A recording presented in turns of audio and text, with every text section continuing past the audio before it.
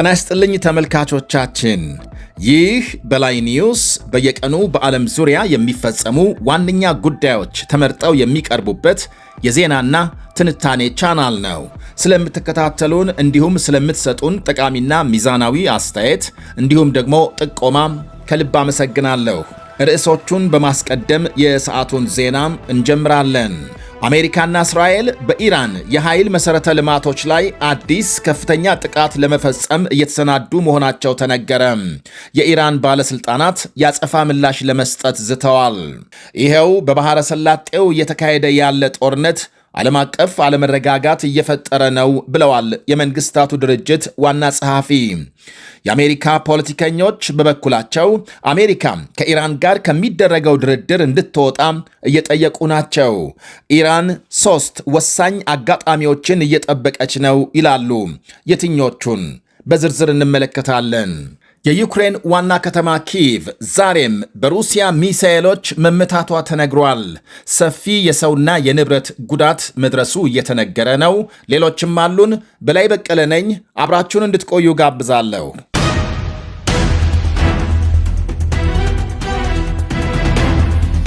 አሜሪካና እስራኤል በኢራን የኃይል መሠረተ ልማቶች ላይ ጥቃት ለመፈጸም እየተሰናዱ መሆናቸው ተነገረ። ሲቢኤስ ኒውስ በርካታ ምንጮችን ጠቅሶ እንደዘገበው ወታደራዊ ጥቃቱ በየትኛውም ሰዓት ሊፈጸም ይችላል። ሊካሄድ የታሰበው ዘመቻ የኤሌክትሪክ ኃይል ማመንጫዎችንና የነዳጅ ማጣሪያዎችን ጨምሮ የተለያዩ ተቋማትን ሊያበራ ይችላል። ሆኖም ፕሬዝዳንት ትራምፕ ለጥቃቶቹ ገና የመጨረሻ ፈቃድ አልሰጡም ነው የተባለው። ኢራን በበኩሏ ጥቃት ከተፈጸመባት የእስራኤልና የአሜሪካንን የኃይል መሠረተ ልማቶች እንደምትመታ አስጠንቅቃለች። አንድ ከፍተኛ የቴሄራን የደህንነት ባለሥልጣን አሜሪካና እስራኤል በኢራን መሠረተ ልማቶች ላይ ጥቃት ሊፈጽሙ ይችላሉ በሚል በአሜሪካ መገናኛ ብዙሃን የሚወጡ ዘገቦች የሀገሮቹን እብደት የሚያሳዩ ናቸው ብለዋል። ኢራን የእስራኤልንና በቀጠናው ያሉ የአሜሪካ የኃይል መሠረተ ልማቶችን መምታት የሚያስችል ሰፊ ዕቅድ አዘጋጅታለች ብለዋል። ባለሥልጣኑ አክለውም የኢራን ጦር ኃይሎች በ40 ቀናቱም ሆነ በቅርብ ሳምንታት በቀጠለው ጦርነት እንደነዚህ ያሉ እርምጃዎችን ለመውሰድ አቅምና ፍላጎት እንዳላቸው አሳይተዋል ሲሉ አክለዋል። የተባበሩት መንግስታት ድርጅት ዋና ጸሐፊ አንቶኒዮ ጉቴሬዝ በኢራንና በፋርስ ባሕረ ሰላጤ እየተካሄደ ያለው ጦርነት ከቀጠናው አልፎ ዓለም አቀፋዊ አለመረጋጋትን እየፈጠረ ነው ሲሉ ስጋታቸውን ገለጹ። ግጭቱ የኃይል ገበያውን ያቃወሰ፣ የምግብና የማዳበሪያ ዋጋዎችን በከፍተኛ ሁኔታ ያናረ እንዲሁም የዓለም አቀፍ አቅርቦት ሰንሰለትን ያበላሸ መሆኑን ጠቁመዋል። እናም ወታደራዊ ግጭቶች በአስቸኳይ እንዲቆሙ የባህር ላይ ነፃ ዝውውር እንዲመለስና መፍትሄ በዲፕሎማሲ መንገድ ብቻ እንዲፈለግ ጥሪ አቅርበዋል። በእርግጥም ዋና ጸሐፊው እንዳሉት የኢራን ጦርነት በተለያየ አቅጣጫ በዓለም አቀፍ መረጋጋት ላይ ከፍተኛ ተጽዕኖ ያሳድራል። ዓለም ከሚጠቀመው ጠቅላላ የነዳጅ መጠን 20 በመቶ ገደማ የሚያልፈው በሆርሙዝ ሰርጥ በመሆኑ መስመሩ ቢዘጋ ወይም በውጊያ ምክንያት መርከቦች ማለፍ ባይችሉ የነዳጅ አቅርቦት በከፍተኛ ሁኔታ ይቋረጣል። የነዳጅ አቅርቦት ሲቀንስ የዓለም የነዳጅ ዋጋ በአንድ ጊዜ ወይም ከፍተኛ መጠን ይጨምራል። ይሄ ደግሞ በትራንስፖርት በፋብሪካዎችና በኤሌክትሪክ ምርት ላይ ቀጥተኛ የዋጋ ጭማሪ ያመጣል። ኢራንና አካባቢው የናይትሮጅንና ዩሪያ ማዳበሪያዎችን ለዓለም ከሚያቀርቡ ዋነኛ ቀጠናዎች አንዱ መሆኑ ይታወቃል። የኃይል ዋጋ ሲጨምርና የባህር ላይ ትራንስፖርት ሲስተጓጎል የማዳበሪያ ዋጋ ይወደዳል። ይህም በዓለም ዙሪያ የምግብ ምርትን ያቀጭጫል። የነዳጅና የማዳበሪያ ዋጋ መጨመር የትራንስፖርት ወጪን ስለሚጨምር በዓለም ዙሪያ የምግብና መሠረታዊ ሸቀጦች ዋጋ እንዲያሻቅብ ያደርጋል። ይሄ ደግሞ በተለይ እንደ አፍሪካ ባሉ ታዳጊ ሀገሮች የከፋ የኢኮኖሚ ጫና ይፈጥራል። የፋርስ ባሕረ ሰላጤ የቀይ ባሕርና የስዊዝ ካናል መስመሮች እርስ በርስ የተሳሰሩ የዓለም አቀፍ የንግድ ደም ስሮች ናቸው። በእነዚህ መስመሮች ላይ የሚፈጠር አደጋ የመርከብ መድህን ወጪዎች በእጅጉ እንዲጨምር ያደርጋል። መርከቦች አደጋውን ለመሸሽ አፍሪካን ዞረው ለመጓዝ ሲገደዱ ጊዜና የወጪ መጠን ይጨምራል። ይህም አጠቃላይ የዓለምን ንግድ ያዘገያል። ጦርነቱ በሁለቱ ሀገራት መካከል ብቻ አይወሰንም። በሊባኖስ፣ የመን፣ ኢራቅና ሶሪያ ያሉ የተለያዩ ታጣቂ ቡድኖችና አጋሮች በቀጥታም ሆነ በተዘዋዋሪ ስለሚሳተፉ ግጭቱ ለመላው መካከለኛ ምስራቅ ይተርፋል። አሜሪካና ምዕራባውያን በአንድ በኩል፣ ቻይናና ሩሲያ በሌላ በኩል በስልታዊና ኢኮኖሚ ፍላጎታቸው ምክንያት ወደ ግጭቱ ወይም ወደ ከፋ የፖለቲካ እሰጥ አገባ ሊገቡ ይችላሉ።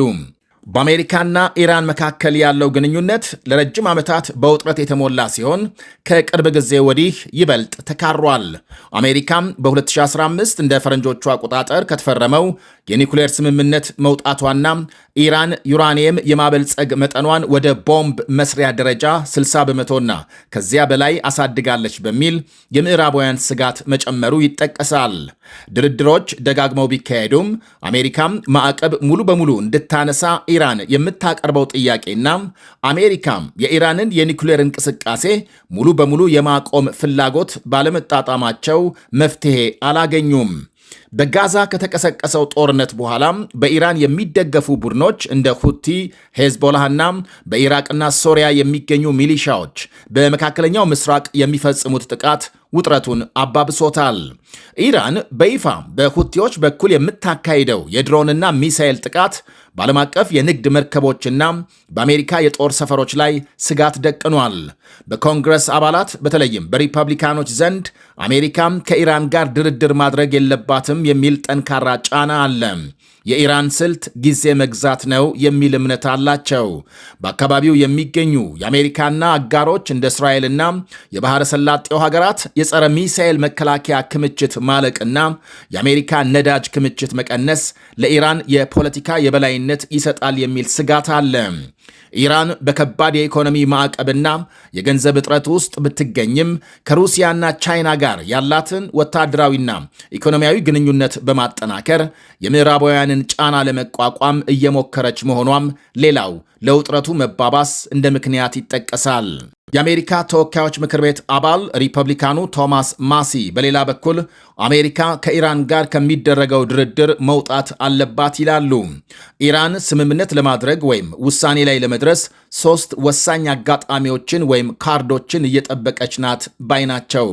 በቀጠናው የሚገኘው የጸረ ሚሳኤል መከላከያ ስርዓት ሲያልቅ፣ አሜሪካም የነዳጅ ክምችቷን እስከምትጨርስ፣ ሪፐብሊካኖች በምክር ቤቱ ያላቸውን የበላይነት አብላጫ ወንበር ሲያጡ፣ ቶማስ ማሲ እነዚህ 3 ሁኔታዎች ከመከሰታቸውና ኢራን እንደ ዕድል ከመጠቀሟ በፊት ከድርድር ጠረጴዛው ቀድመን መውጣት አለብን ሲሉ ሐሳባቸውን አካፍለዋል። ወደ ሌላ መረጃ ስናልፍ የሩሲያ ጦር በዩክሬን መዲና ኪቭ በሰነዘረው የባለስቲክ ሚሳኤል ጥቃት ቢያንስ 9 ሰዎች ሲገደሉ 23 መቁሰላቸው ተነገረ።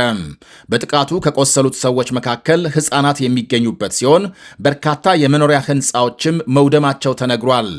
የኪቭ ከንቲባ ቪታሊ ክሊችኮ ከተማዋ ከ10 በላይ የሚሆኑ የባለስቲክ ሚሳኤል ፍንዳታዎች ማስተናገዷን ገልጸዋል።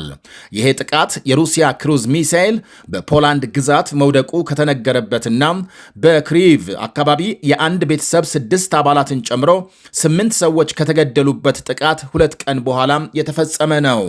የሩሲያ የአየር ጥቃት መጠናከሩን ተከትሎ የዩክሬን ፕሬዝዳንት ቭላዲሚር ዜሌንስኪ ሀገራቸው አሜሪካ ሰራሽ የሆኑትን ፓትሪየት ሚሳኤሎች በሀገር ውስጥ ለማምረት የሚያስችላትን ፈቃድ ከአሜሪካ ለማግኘት ጥረት እያደረጉ መሆናቸውን ገልጸዋል። ዜሌንስኪ በቅርቡ በዋሽንግተን ዲሲ ከፕሬዝዳንት ትራምፕና ምክትላቸው ጄዲ ቫንስ ጋር መምከራቸውን አመልክተዋል። ሆኖም ፕሬዝዳንት ትራምፕ በካምፕ ዴቪድ በሰጡት መግለጫ አሜሪካ ፈቃድ ለዩክሬን ለመስጠት ገና እንዳልተስማማችና ውይይት መቀጠሉን ተናግረዋል። የላቀ የጦር መሳሪያ ቴክኖሎጂን ለሌላ ሀገር አሳልፎ መስጠት ከፍተኛ ጥንቃቄ የሚያስፈልገው እርምጃ መሆኑን አመልክተዋል። በአሁኑ ጊዜ ዩክሬን የሩሲያን የባለስቲክ ሚሳኤሎች ለማክሸፍ የሚያስችሏት የፓትሪየት ሚሳኤሎች እጥረት ገጥሟታል። በሌላ በኩል ዩክሬን በሩሲያ የሎጂስቲክስ እና የንግድ ማዕከላት ላይ የምታደርገውን ያጸፋ ጥቃት አጠናክራለች።